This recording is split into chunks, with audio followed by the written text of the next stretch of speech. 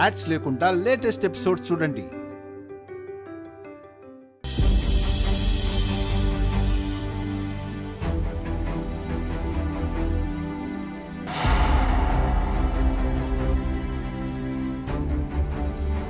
అక్క, వీడేంటి ఏదో ఆలోచనలో ఉన్నాడు? ఉండకేం చేస్తాడు? అసలే అదంటే ఇష్టం లేదు. దానికి తోడు గుండమ్మకి పిల్లలు పుట్టరన్న న్యూసు. అదే ఆలోచిస్తూ ఉంటాడు. అయితే మనకిదే కరెక్ట్ టైం అన్నమాట. పద మాట్లాడదాం. అది అమ్మా. ఏంట్రా ఒక్కడివే ఏం చేస్తున్నావు? ఏం లేదమ్మా. ఏం లేదని నువ్వు చెప్పినంత మాత్రాన నువ్వేం ఆలోచిస్తున్నావో అర్థం చేసుకోలేమనుకున్నావా? ఏం చేస్తాంరా, మన రాతింతే అని సరిపెట్టుకోవడం తప్ప. నీ లైఫ్లోకి నీకు నచ్చిన అమ్మాయి, ఏంజెల్ లాంటి అమ్మాయి భార్యగా రావాలని నువ్వు ఆశపడ్డావు. మీ నాన్న కారణంగా ఆ ఆశలన్నీ ఆవిరైపోయాయి. సరే, జరిగిందేదో జరిగిపోయింది. మీరు చక్కగా కాపురం చేసుకుంటూ ఉంటే మనవడో మనవరాలో పుడితే వాళ్లతో ఆడుకుంటూ కాలక్షేపం చేద్దామని మేము ఎంతో ఆశపడ్డాం. మీ నాన్న నీ ఆశలు నాశనం చేస్తే ఆ భగవంతుడు మా ఆశల మీద నీళ్లు చల్లాడు. తల్లయ్యే అవకాశం లేకపోవడం ఆడదానికి ఎంత శాపమో, నాన్న అని పిలిచే బిడ్డలు లేకపోవడం మగాడికి కూడా అంతే శాపంరా. నలుగురు నీ గురించి నానా విధాలుగా మాట్లాడడం మొదలు పెడతారు. వారసుడు లేకపోతే మన వంశం ఇంతటితోనే ఆగిపోతుంది నాన్న. వారసులు లేకుండా ఎందుకు పోతారమ్మా? నాకు పిల్లలు పుట్టకపోతే బాబీగాడికి పుడతారుగా. తమ్ముడు బిడ్డల్ని వారసులుగా నీ బిడ్డలుగా నువ్వు చూసుకోగలవేమో గాని మా ఇద్దరి బిడ్డల్లో ఒకరికి పిల్లా పాపలు పుట్టి పచ్చగా ఉండి మరొకరు ఎండిన మోడులా ఉంటే చూసి తట్టుకునే శక్తి మాకు లేదురా.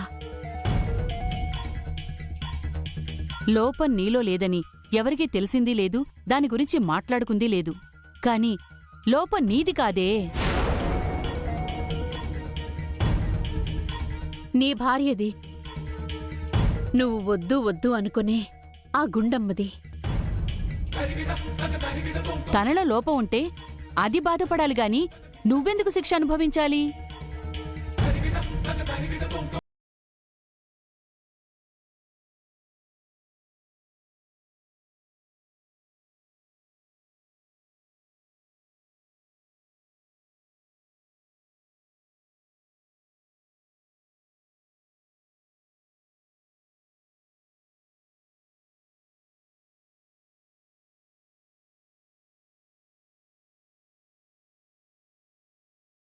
ఏంటమ్మా ఒంటరిగా కూర్చుని ఏం ఆలోచిస్తున్నావు?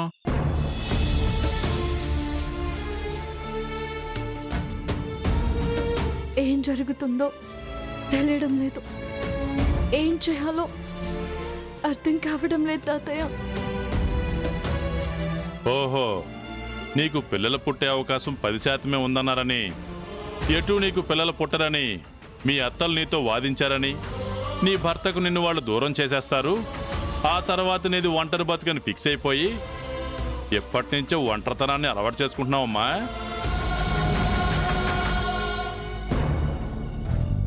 మంచిదేనమ్మా, చాలా మంచి పని. నువ్వు కూడా అలా మాట్లాడతావేంటి తాతయ్య? ఇంకెలా మాట్లాడమంటావమ్మా? సమస్య వస్తే భయపడిపోయి ఏడుస్తూ చీకట్లో నిలబడిన నీతో ఇంకెలా మాట్లాడాలమ్మా?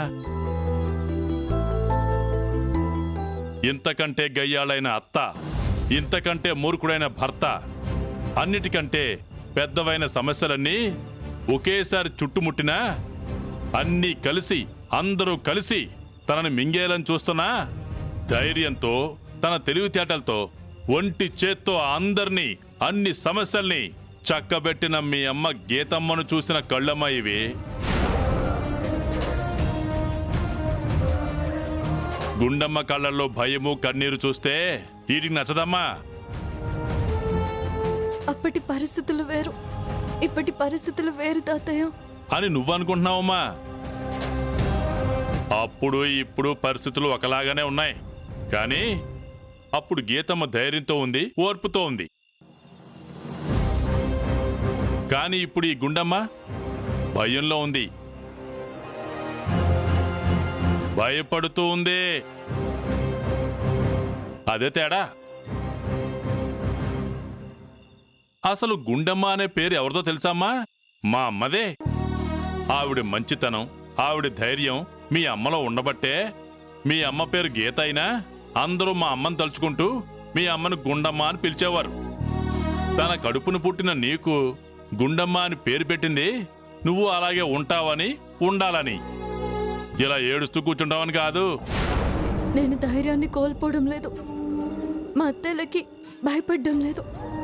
కానీ అర్థం చేసుకోవాల్సిన భర్తే నన్ను అర్థం చేసుకోవడం లేదు, దగ్గరికి రానివ్వడం లేదు. అలాంటప్పుడు ఈ సమస్యని నేను ఎలా పరిష్కరించుకోగలను తాతయ్య? నీ భర్తకి నువ్వంటే ఇష్టం లేదని ఎందుకు అనుకుంటున్నావమ్మా?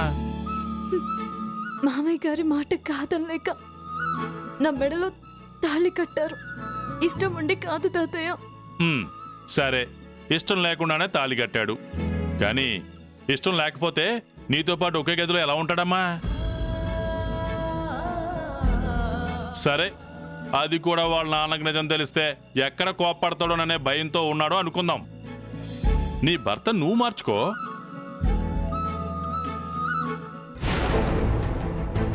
అంటే ఇప్పుడు ఏమంటారమ్మా? పిల్లలు పుట్టకపోతే అలాంటి భార్యకి విడాకులు ఇవ్వొచ్చట కదా నాన్నా?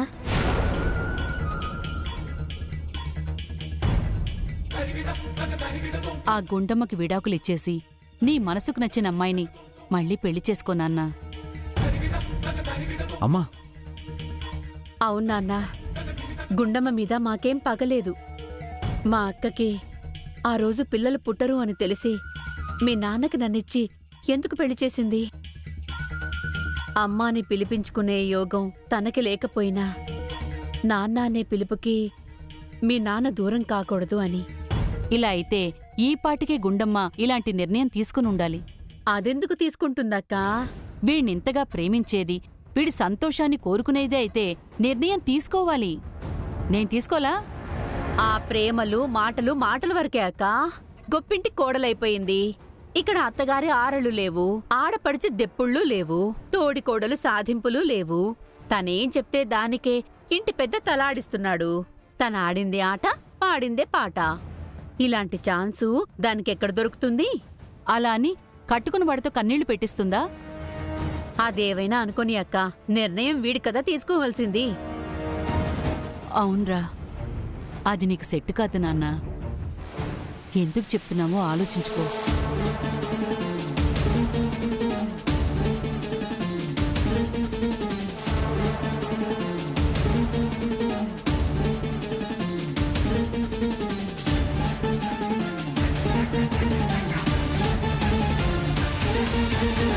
ఏంటక్కా, మనం ఎంత చెప్తున్నా ఏం మాట్లాడకుండా వెళ్ళిపోయాడు? ఇప్పుడే కదే వాళ్ళో ఆలోచనలు మొలకెత్తించాం. మొలక పెరిగవ్వాలి, చెట్టవ్వాలి, మానవ్వాలి. కాస్త టైం పడుతుంది కదా, వెయిట్ చేద్దాం. మీ నాన్నతో పోల్చుకుంటే నా మనవడేమంత మూర్ఖుడు కాదు. అంత మొండివాడినే మీ అమ్మ మార్చుకున్నప్పుడు మీ ఆయన్ని మార్చుకోవడం నీకంత కష్టమని నేను అనుకోవడం లేదమ్మా.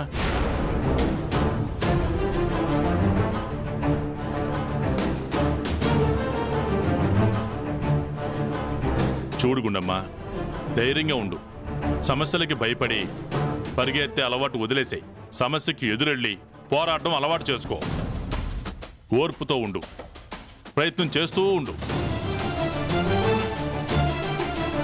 సాధనమున పనులు సమకూరు ధరణిలోన విశ్వదాభిరామ వినురవేమ. చిన్నప్పుడు నువ్వు పదే పదే చదువుకున్న పాఠాల్ని జీవితానికి అన్వయించుకో. నీ భర్తని మార్చుకో, నీ వాణ్ణి చేసుకో. పిల్లలు పిల్లలు అన్న నోళ్లు మూతపడేలా చేసుకో. నువ్వు కోడలిగా వస్తే తన ఇంట్లో వాళ్ళు మారతారు, తన ఇంటి పరిస్థితులు మారతాయని ఎదురు చూసే మీ మావయ్య గారి ఆశల్ని నిలబెట్టాల్సిన బాధ్యత నీదేనమ్మా.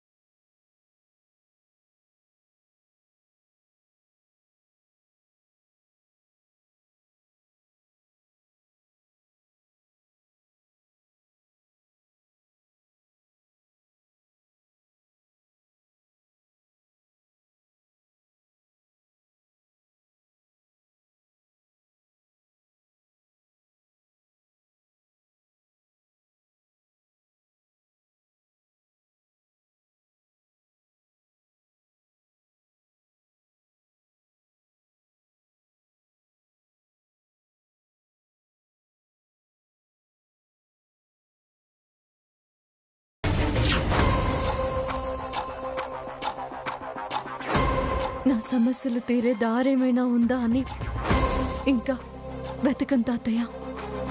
కొత్త దారిని నేనే వేసుకుంటాను. ఇంతవరకు అందరూ ఈ గుండమ్మని ఒకేలా చూశారు. ఇక నుండి అసలైన గుండమ్మని చూస్తారు.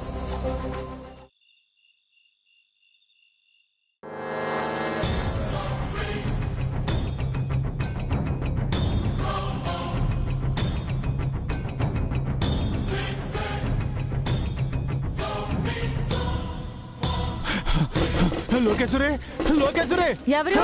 నేనమ్మా, గిరిని. సార్ తలుపు తీయమ్మా. కాసేపు ఆగండి. నేను ఆగలేనమ్మా. ఒకవేళ నేను ఆగినా టెన్షన్తో నా ప్రాణాలు పోకుండా ఆగేలా లేవమ్మా. లోకేశ్వరి, తలుపు తీయమ్మా. లోకేశ్వరి, లోకేశ్వరి, తలుపు తీయమ్మా.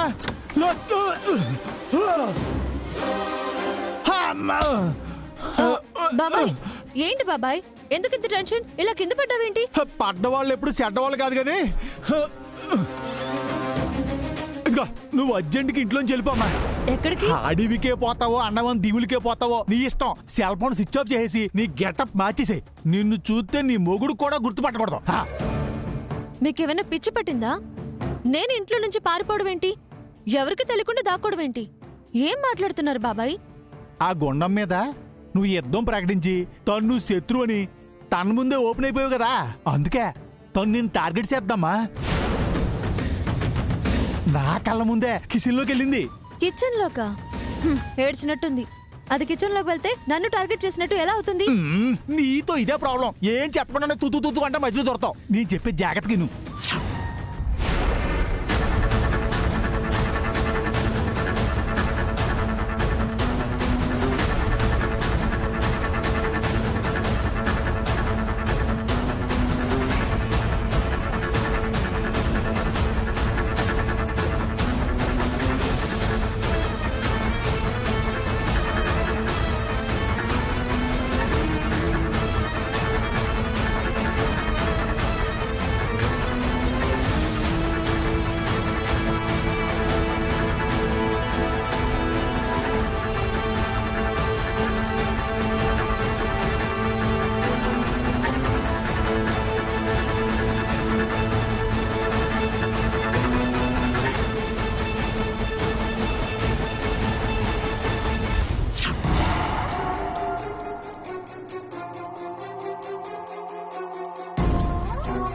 అందరూ భోజనం చేసేశారు కదా, అవన్నీ ఎందుకు తీసుకుంది? ఎగ్జాక్ట్లీ, నాకు ఇదే డౌటింగ్ వచ్చింది. అందుకే ఇవన్నీ ఎందుకు తీసుకుంటున్నా అని చాలా గట్టిగా తీవ్రంగా తించేశా. అప్పుడు అర్థమైంది. ఏమని? మలయాళం మంత్రాలు నేర్చుకుందని. మలయాళ మంత్రాలా? హ్రీం ఓం భీం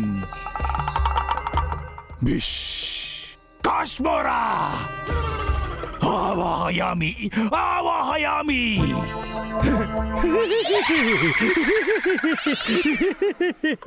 అదేంటి? Sound effect. అలాంటిదేదో నీ మీద ప్రయోగించి నీ రక్తం తాగించేయాలని ప్లాన్ చేస్తుంది అనుకుంటాను. అంత పని చేయడానికి నేనేం చేశాను? నాకేం తెలుసు? అయితే అవన్నీ తీసుకుని ఇంటి బయటకు వెళ్ళిందా? లేదు. ఊరు బయటకు వెళ్ళిందా? కాదు. మరి ఎక్కడికి వెళ్ళింది? వాళ్ళ బెడ్రూమ్ లోకి వెళ్ళింది.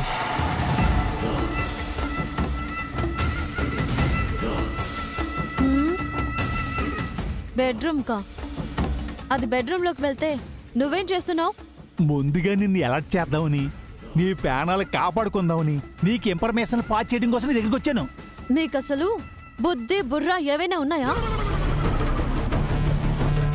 సేమ్ డౌటింగ్ మా బావ కూడా అడుగుతుంటాడా? నీకెందుకు వచ్చింది ఆ డౌటింగ్? మీరు చేసే పనులన్నీ అలా ఉన్నాయి కాబట్టి. అవన్నీ తీసుకుని గుండమ్మ బెడ్రూమ్ లోకి వెళ్ళినప్పుడు అది ఏం చేస్తుంది, అక్కడ ఏం జరుగుతుంది అని చూడకుండా ఇక్కడికి వస్తారా? ఇక్కడికి వచ్చి ఏం చేస్తారు? కరెక్టే కదా. వెళ్ళండి, వెళ్ళి అదక్కడ ఏం చేస్తుందో తెలుసుకోండి. అప్పుడు వచ్చి చెప్పండి. ఇప్పుడే తెలుసుకుని చెప్తాను.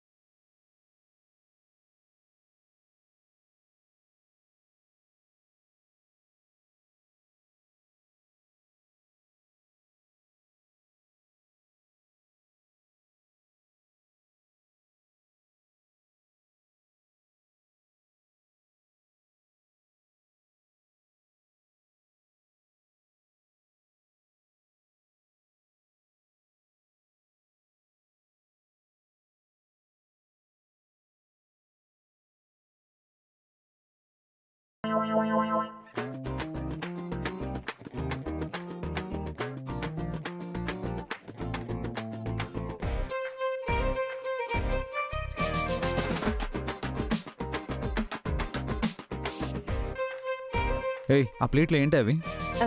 చిన్న టెస్ట్ కోసం తెచ్చాను. టెస్టా? ఏంటది? జనరేటర్లో పవర్ పాస్ అవుతుందో లేదో చెక్ చేద్దామని. ఏయ్ ఏంటి ఆ డబుల్ మీనింగ్ డైలాగులు?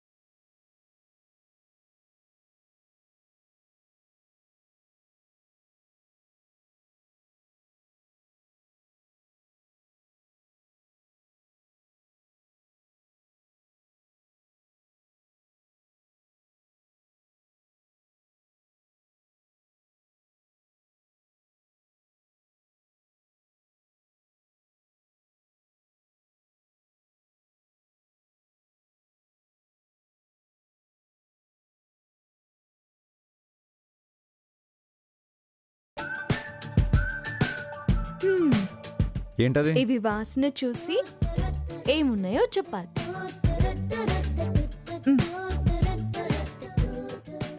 యాలకులు. ఇది లవంగాలు. మసాలా దినుసులు పట్టుకొచ్చావేంటే? మీకోసమే. హా? ఏంటే నీ వాలకం తేడాగా ఉంది?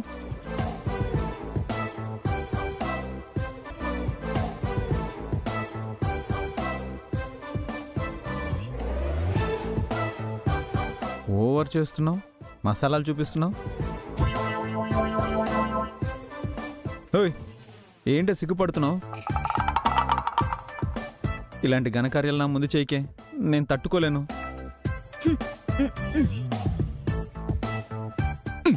ఏమీ వినపడి సావట్లేదు.